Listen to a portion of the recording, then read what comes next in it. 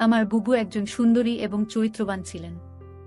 আমার বুবু আমার লেখাপড়ার খরচ জোগাড় করার জন্য একটা বড় মালিকের বাসায় কাজ করতেন। একদিন মালিক বুবুকে ফ্রিজে রাখা খাবার খাওয়ালেন বুবুর অনিচ্ছায়।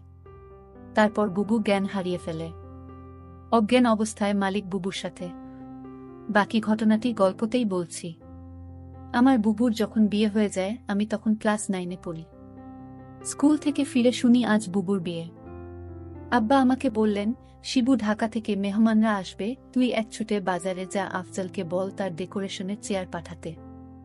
আমি এক দৌড়ে বাজারে চলে গেলাম। আফজাল চাচাকে যখন সব বলছি, দুইটা প্রকাণ্ড গাড়িকে বাজার পেরিয়ে আমাদের বাড়ির দিকে যেতে দেখলাম।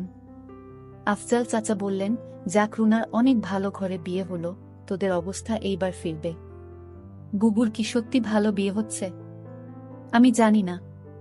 আমি শুধু জানি বুবু চলে যাচ্ছে আমাদের বাসা থেকে। তারপর কি হবে? কে আমাদের খাবার রেঁধে দেবে? কে আমাকে চুপি চুপি তার মাটির ব্যাংক ভেঙে আমাকে মেলায় যাওয়ার টাকা দেবে? বুবুকে ছাড়া যে আমার জীবন চলতে পারে আমি সেটা কল্পনাও করতে পারি না। কলেজের এক প্রোগ্রামে আমার সুন্দরী বুবুকে দেখে নাকি দারুণ পছন্দ করেছে এক বড়লোকের ইঞ্জিনিয়ার ছেলে। তার চাপে পড়েই তার পরিবার রাজি হয়েছে এই বিয়েতে। নইলে আমাদের মতো মধ্যবিত্ত ঘরে এত বড় আত্মীয় হওয়ার কথা না। সবাই বলাবলি করছে বুবুর কারণে এইবার আমাদের ভাগ্য ফিরবে। আমার জন্মের সময় আমার মা মারা যান, বুবুর বয়স তখন 8। আমার স্কুল শিক্ষক আব্বা আর বিয়ে করেননি, বুবুই মানুষ করেছে আমাকে। আমার জগত ঘিরে তাই আমার বুবু। বিয়ের আসরটা হয়ে গেল দায়সারা ভাবে। বিয়ে নাকি দুই পরিবারের বন্ধন, কিন্তু আমার সেটা মনে হলো না। পাত্রের বাবা সারাক্ষণ মুখ কালো করে রাখলেন। পাত্রের ছোট মামা আমাদের ঘর বাড়ি উঠান ঘুরে ঘুরে দেখলেন, মাঝে মাঝে নাক সিটকালেন, আমাকে ডেকে বললেন, তুমি কোনো ক্লাসে পড়ো? আমি কিছু বলার আগেই কেউ একজন বলল, শিবু পাইলট স্কুলে পড়ে, ফার্স্ট বয়, 5-এ বৃত্তি পেয়েছে, ক্লাস 9-এও পেয়েছে। আমার লজ্জা লাগলো, কিন্তু ছোট মামা শুধু একটু নাক সিটকালেন। সেদিন গাড়িতে ওঠার আগে বুবু যখন আমাকে জড়িয়ে ধরে নিঃশব্দে কাঁদছিল তখনও আমার কষ্ট লাগছিল। 3 দিন পর নতুন জামাইয়ের বউ নিয়ে নাই ওর আসা কথা। আব্বা পাড়া প্রতিবেশীদের নিয়ে রান্নাবান্নার আয়োজন করলেন। একটা গাড়ি ভাড়া করে নতুন জামাইকে আনতে পাঠালেন। গাড়ি ফেরত এলো। নতুন জামাই আসতে পারবে না, তার কোনো জরুরি কাজ পড়ে গেছে, পরে সময় করে আসবে। বুবু আসলো আরও মাস 3 পর। একটা সাদা রঙের গাড়ি থেকে বুবু নামল। আমি ছুটে গেলাম। আমি বুবুকে জড়িয়ে ধরতে গিয়েও থমকে গেলাম। গায়ে দামি ফিনফিনে শাড়ি, মুখে পার্লার থেকে করা করা মেকআপ, ব্ল্যাক করা বাঁকানো ভ্রু আর স্ট্রেট করা চুলে আমার বুবুকে কেন জানি হঠাৎ অচেনা লাগলো। আব্বা দৌড়ে এলেন, জামাই আসেনি? না আব্বা, সাইটের কাজে গেছে। বুবু আব্বাকে ধরে কিছুক্ষণ কাঁদল। আমি সারাদিন বুবুর আশেপাশে ঘুরঘুর করলাম, কিন্তু বুবুকে কেমন আনমনা দেখলাম। শুধু একবার আমাকে জিজ্ঞেস করল, শিবু পড়াশোনা করছিস তো ঠিকমতো? রাতে আমার ঘুম এলো না, বড্ড অভিমান হলো। বুবু অনেক বদলে গেছে। এই অল্প দিনে এত বদলে যেতে পারে মানুষ? বুবু 3 দিন থাকলো। শেষের দিন দুলাভাই এলেন বুবুকে নিয়ে যেতে। দুলাভাই দেখলাম বেশ গম্ভীর। আমাকে ডেকে বললেন, কি রে শিবু, পড়াশোনা করিস ঠিকমতো নাকি সারাদিন বাদরামি? আমি কিছু বললাম না। দুলাভাই আসার পর থেকেই বুবুর মুখটা কালো হয়েছিল, কারণও দেখলাম তার। আমাদের সামনেই কপাল কুঁচকে 2 বার বুবুকে ধমক দিলেন দুলাভাই। বুবু চলে যাওয়ার পর সেই রাতে আব্বা আমার ঘরে এলেন, অপরাধীর গলায় বললেন, শিবু তুই তো অনেক বড় হয়ে গেছিস, বলতো তো আমি কি কোনো ভুল করলাম? আমি হয়তো সত্যি বড় হয়ে গেছি। মনের কথা চেপে বললাম, কেন সেটা বলছেন? বুবু অনেক ভালো আছে। কিন্তু আমি ঠিক জানি আমার বুবু ভালো নেই। বুবুর হাতে কালশিটে দাগ দেখেছি। আমার হাসি খুশি বুবু কেমন গুটিয়ে গেছে মাত্র 3 মাসে। এর ঠিক 1 বছরের মাথায় আব্বাজান মারা গেলেন। আমি একা হয়ে গেলাম। পাড়া প্রতিবেশীরা বুবু দুলাভাইকে চেপে ধরলেন আমাকে নিয়ে যাওয়ার জন্য। বুবু উৎকণ্ঠা নিয়ে দুলাভাইয়ের মুখের দিকে তাকাল। দুলাভাই কিছুক্ষণ ভেবে বললেন, শিবু চলুক, কাজে লাগবে অনেক। কাজেই আমি আমার বইখাতা নিয়ে বুবুর বাসায় উঠলাম। দুলাভাইয়ের পোস্টিং তখন আমাদের গ্রামের কাছেরই শহরে। ছোট ছিমছাম 2 রুমের বাসা। আমি 1 রুম ভাগে পেলাম। শহরের একটা স্কুলে ভর্তি হলাম। দুলাভাই চাকরির পাশাপাশি কন্ট্রাক্টরির ব্যবসা করতেন। একদিন আমাকে বললেন তার সাইটে গিয়ে কাজ তদারকি করতে। আমার স্কুলের ক্লাস মিস হতে লাগলো। আমি বইখাতা নিয়ে কাজের সাইটে চলে যেতাম। সারাদিন কাজ শেষে বাসায় ফিরে খুব ক্লান্ত লাগত। আমার রেজাল্ট খারাপ হতে শুরু হলো। বুবু একদিন ভয়ে ভয়ে দুলাভাইকে বলল, শিবু ভালো ছাত্র, ওর পড়াশোনায় ক্ষতি হচ্ছে না তো? দুলাভাই তেতে উঠলেন, গরিবের ছেলে খেটে খেতে হবে। পড়াশোনা করে কি হবে?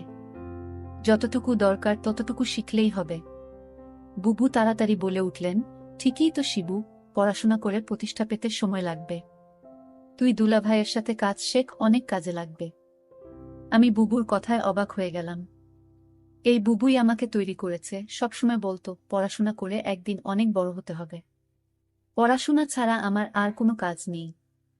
আজ কত পরিবর্তন! আমি দুলাভাইয়ের সাইটে কাজ দেখতে লাগলাম। ক্লাস 9-এর একটা কিশোরের জন্য নিশ্চয়ই খুব সহজ কাজ না। কিন্তু আমি শিখতে লাগলাম, সাথে পড়াশোনায় করতাম সাইটে। সাইটের লোকজনের কাছেই খবর পেতাম দুলাভাইয়ের কর্মকাণ্ড নিয়ে। দুলাভাই আরও কয়েকজনের সাথে প্রেম করে বেড়ায়। আমি টের পাই। মাঝে মাঝে বুবুর চাপা কান্নার আওয়াজ পাই। সকালে কিছু কিছু দিন বুবুর হাতে নতুন কালশিটে দাগ বুবু লুকাতে চেষ্টা করে। আমি বুঝেছি দুলাভাই বুবুকে অন্যায় অত্যাচার করে। আমার বুবু অনেক বদলে গেছে। আমার মনে হয় আমাকে নিয়ে বুবু ভারী অস্বস্তি বোধ করে। কেমন পালিয়ে বেড়ায়, দেখা হলে ঠিকমতো কথা বলে না। মাঝে মাঝে দুলাভাই বুবুকে পার্লার থেকে সাজিয়ে পার্টিতে নিয়ে যায়। আমার অবাক লাগে। তবু এক একটা দিন যখন বাসায় দুলাভাই থাকে না, হঠাৎ সেই পুরান দিনের মতো বুবু তেল নিয়ে এসে বলে, শিবু আয় তোর মাথায় দিয়ে দিই। আমার চোখে পানি আসে। আমি লুকাবার চেষ্টা করি। একদিন অনেক রাতে ফিরে দুলাভাই আমাকে ঘুম থেকে ডেকে তুললেন। আমি জেগে দেখি দুলাভাই প্রচণ্ড রেগে আছে। আমাকে বললেন, হারামজাদা, তোকে আমি সাইট দেখতে দিছি আর তুই সেখানে পড়াশোনা করিস? আমি চুপ করে দাঁড়িয়ে রইলাম। হঠাৎ করে দুলাভাই আমার চুলের মুঠি ধরলেন। বল, আজ সাইট থেকে 1 লাখ টাকা চুরি করেছে কে? নাকি তুই করেছিস? আমি অবাক হয়ে গেলাম। সাইটের টাকা পয়সা সংক্রান্ত কোনো কিছুর সাথেই আমি জড়িত না। আলাদা অ্যাকাউন্টস আছে। তবু বললাম, আমি কিছু জানি না দুলাভাই। তুই জানিস না? কেন জানিস না? তুই এর সাথে জড়িত শিওর? আমার খেয়ে আমার সাথেই দাওতাবাজি। দাঁড়া। দুলাভাই তার বেল্ট দিয়ে আমাকে মারতে আরম্ভ করলেন। আমি সারা জীবনে কখনো মার খাইনি। পরিবারে আদরে মানুষ হয়েছি। স্কুলে ভালো ছাত্র হওয়ায় স্যারেরা অত্যাধিক স্নেহ করতেন। আমি দেখলাম বুবু পাথরের মতো দাঁড়িয়ে আছে। দুলাভাই একসময় ক্ষান্ত দিয়ে চলে গেলেন। আমি সারা রাত বিছানায় শুয়ে কোকালাম। চেষ্টা করলাম মুখ দিয়ে শব্দ না করতে। আব্বা মৃত্যুর আগে বলেছিলেন, শিবু, পুরুষ হয়ে গরিব ঘরে জন্মাইছিস। সামনে অনেক কষ্ট আসবে, শক্ত থাকবি। কখনো কাঁদবি না। পুরুষদের কাঁদতে নেই। পরদিন সকালে আমার ঘুম শরীরে হালকা জ্বর নিয়ে। উঠে দেখি বুবু বসে আছে আমার শিয়রে। শিবু, উঠতে পারবি? আমি মাথা নাড়লাম। হ্যাঁ। তাহলে চল। তাকিয়ে দেখি বুবু একটা ব্যাগ গুছিয়ে রেখেছে। আমি বললাম, কোথায়? বাড়ি ফিরে যাব, চল। তুই আবার ভালো করে পড়াশোনা শুরু করবি, আমি দরকার হয় বাসায় কাজ করব। দুইজনের একটা ব্যবস্থা হয়ে যাবে। আমি অবাক হয়ে তাকিয়ে রইলাম। বুবু আমার জন্য তার স্বামীকে ডিভোর্স দিয়ে চলে এলো এবং সেই বাড়ি থেকে চিরদিনের জন্য চলে এলো। তারপর বাসায় আমি আর বুবু থাকি। বুবু একটা বড় লোক বাসায় কাজ পেল। তাদের কাপড় ধোয়া, রান্না করা ইত্যাদি তাদের কাজ করতে হবে। মাস শেষে যে টাকাটা পাবো সে টাকা দিয়ে আমার লেখাপড়ার খরচ আর পরিবার চলে যাবে। বুবু যে বাড়িতে কাজ করে সেই বাড়ির মালিক বুবুকে একদিন বলেছিল, তোমার যত টাকা দরকার আমি দিব, তুমি শুধু একটি কথা রাখো। বুবু বলল, আমি বাসায় কাজ করি, এটাই আমার চলে, অতিরিক্ত টাকার আমার দরকার নেই। বুবু বুঝতে পেরেছিল বাসার মালিকের চরিত্র ভালো না। তারপরও বুবু এই বাড়িতে কাজ করে যে টাকা পেত সেটা দিয়েই আমাদের মাস চলে যেত। মালিকের বাসার সবাই একদিন কোথায় ঘুরতে গেল। শুধু মালিক বাড়িতে ছিল। মালিকের নাম আছান আলী। বুবু বলল, আজ তো বাসায় কেউ নাই, তেমন কাজও নাই, তাহলে আজ আমি চলে যাই। মালিক তখন বলল, শোনো, অনেক কাজ পড়ে রয়েছে। কি কাজ পড়ে রয়েছে মালিক? মালিক বলল, বাসায় কেউ নাই, আমার দেখাশোনা কে করবে? আমি বলেছিলাম, ও তাই তো। মালিকের জন্য রান্না করলাম, ঘর পরিষ্কার করে মালিককে খাবার দিয়ে বললাম, রাত অনেক হয়েছে, আমার ছোট ভাইটা চিন্তা করছে। আমি এখন যাই। মালিক দমক দিয়ে বলল, এই মেয়ে, তুমি এই বাড়ির চাকরানী। মালিক যখন আদেশ করবে তখন তুমি এই বাড়ি থেকে যাবে।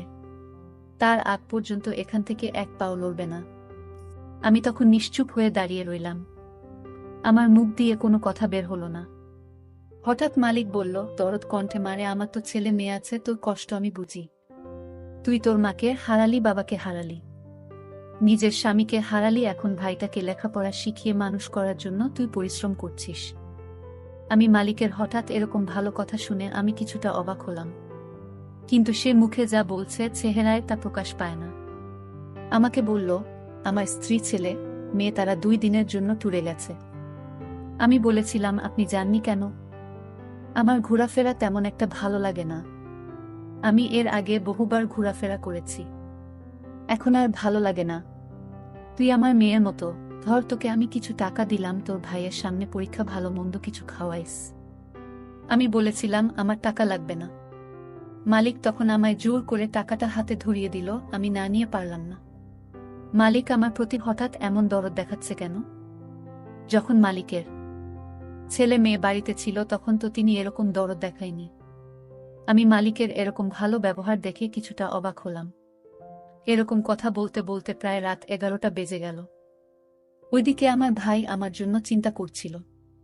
আমি মালিককে বলেছিলাম, এখন আমি যাই। সে তখন বলল, না, আজ তুমি যেতে পারবে না, এই বাড়ি তোমার পাহারা দিতে হবে। আমি বলেছিলাম, দেখুন সাহেব, আমার ডিউটি তো সকাল 6টা থেকে সন্ধ্যা 6টা পর্যন্ত। মালিক তখন আমাকে অবাক করে বলল, তাই বলে যদি আমার সমস্যা হলে তুমি দেখবে না? আমি তো তোমারে আমার মেয়ের মতোই দেখি। মালিকের কি উদ্দেশ্য ছিল আমি তা জানি না, তবে এইটুকু বলতে পারি মালিক তেমন ভালো না। তবে আজ আমার সাথে সে খুব ভালো ব্যবহার করল। তবে এর আগে যে আমার সাথে ব্যবহার খারাপ করেছিল তা বলছি না, তবে লোকের মুখে শুনি মালিক ভালো না।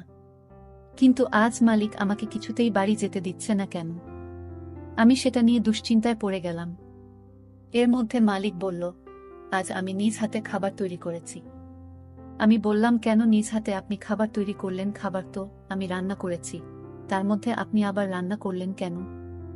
আরে না মা, সেই খাবার না, ফ্রিজে আমার স্ত্রী আমার জন্য কিছু ভালো খাবার আলাদা রাখতো, সেই খাবার নিয়ে আসলাম।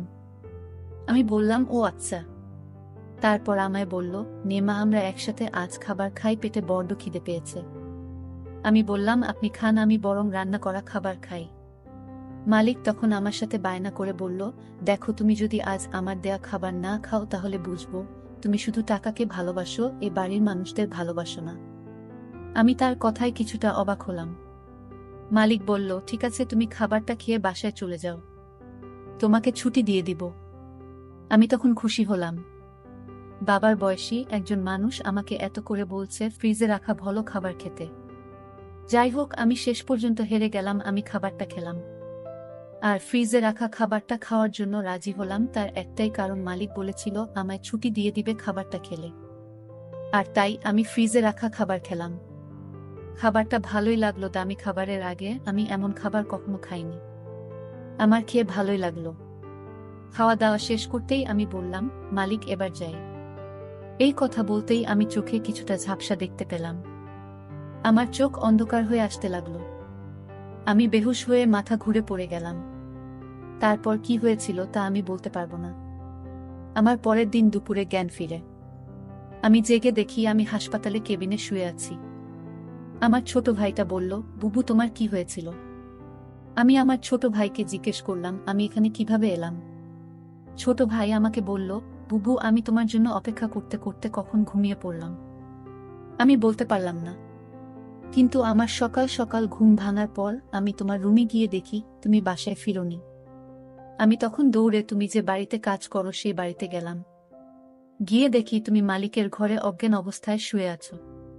তারপর মালিককে আমি জিজ্ঞেস করলাম, আমার বুবুর কি হয়েছে? সে বলল, ঘুমিয়ে আছে, কি আর হবে। তবে তোমার বুবুর মনে হয় প্রেশার কম হয়ে গেছে, তাই ক্লান্ত হয়ে শুয়ে আছে। আমি বলি কি, তোমার বুবুকে হাসপাতালে নিয়ে একটা সেলাইন দাও, তাহলেই সব ঠিক হয়ে যাবে। টাকা যা লাগে আমি দিয়ে দিচ্ছি। তখন মালিক আমাকে 5,000 টাকা দিয়ে বলল, যাও তোমার বুবুকে হাসপাতালে নিয়ে যাও। আমি তোমাকে হাসপাতাল নিয়ে আসার পর ডাক্তাররা বলল পরীক্ষা করতে হবে। ডক্টর বলল, তোমার প্রেশার কমে যায়নি, তোমাকে খাবারের সাথে কিছু মিশিয়ে তোমাকে অজ্ঞান করা হয়েছে। তারপর ডাক্তার বলল, মেয়েটি তোমার কি হয়? আমি বললাম, আমার বড় বোন। তোমার সাথে আর কেউ আসেনি? না ডক্টর, বুবুর আমি ছাড়া আর কেউ নাই। আমি ডক্টরকে জিজ্ঞেস করলাম কি হয়েছে। আমার বুবুর বলেন ডক্টর। ডক্টর বলল, তোমাকে বলা যাবে না। আমি আমার ছোট ভাইয়ের কথা শুনে বুঝতে পারলাম আমার সাথে কি ঘটেছিল। মালিক আমার সাথে এরকম অসম্মানজনক আচরণ করল। আমি এই কথাগুলো শুনছিলাম আর আমার চোখ বেয়ে বেয়ে পানি পড়ছিল। আমি সিদ্ধান্ত নিলাম মনে মনে আমি আর এই পৃথিবীর মুখ দেখতে চাই না। কিন্তু আমার ছোট ভাইটা আমাকে বলল, বুবু তোমার কিছু হলে আমি বাঁচব না বুবু। তুমি ছাড়া এই দুনিয়ায় আমার কেউ নাই বুবু। আমার ছোট ভাইটা আমার জন্য এভাবে কাঁদতে লাগলো। ছোট ভাইটা বলতে লাগলো, বুবু আমি আর লেখাপড়া করব না। আজ থেকে আমি কাজ করব। তোমাকে আর কাজ করতে দিব না। তুমি শুধু ঘরে বসে থাকবা। আর তোমাকে আমি যেভাবেই হোক তোমাকে ভালো ছেলে দেখে তোমাকে বিয়ে দিব। ভাইটার কথা শুনে আমার চোখের পানি ধরে রাখতে পারলাম না। আমি বেঁচে রইলাম আমার ছোট ভাইটার জন্যই। বন্ধুরা, আজকের গল্পটি তোমাদের কাছে কেমন লাগলো তা অবশ্যই কমেন্ট করে জানাবেন। ভালো থাকবেন সবাই, ধন্যবাদ।